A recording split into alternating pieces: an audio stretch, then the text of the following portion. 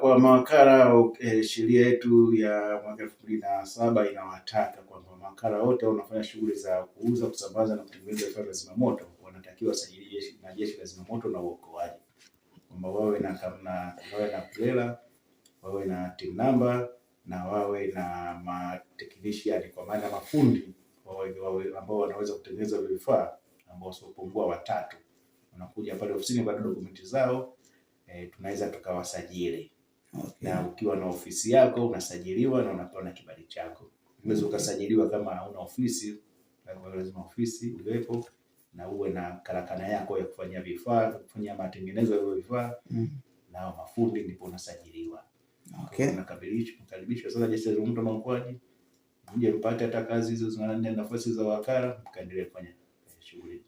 Okay, mimi napenda kuambia wananchi kwamba sio ni askari au afisa Jeshi la Zimamoto tunakuja na wa Zimamoto na Uokoaji anakuja katika eneo lako akamwambia nipe pia vifaa vya kufanyia vifaa vya kukinga na tahadhari ya majanga moto ukampa. Hapana, hilo sio jukumu lao. Muelewe kama jukumu ni la mawakala. Wewe atakapokuja kuambia kitu kama hiko, basi mwambie nipe namba ya wakala ili nimruhusu aje kuchukua vifaa hivyo. Na umeshindwa, basi kama unaweza kubeba vifaa vyako ukaja navyo ofisi ya Jeshi la Zimamoto na Uokoaji, tukutafutia mawakala au tukakuelekeza wakala walipo, utakwenda au utakupa namba ya simu, utafanya mawasiliano nao. Lengo ni kwamba pasiwe na muingiliano wa ufanyaji wa kazi katika majukumu. Kila mtu ana majukumu yake. Okay. Sisi jukumu letu kubwa ni kufanya ukaguzi.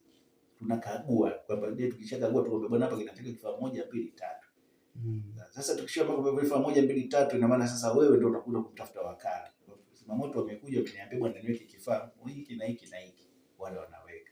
Na baada ya kuweka sisi tunakuja tena kukagua kuona je, vile vifaa vimeweka katika hali iliyo sahihi. Hiyo ndio jukumu letu kubwa sisi, kukagua na kuangalia vifaa viko katika ubora ulio sahihi.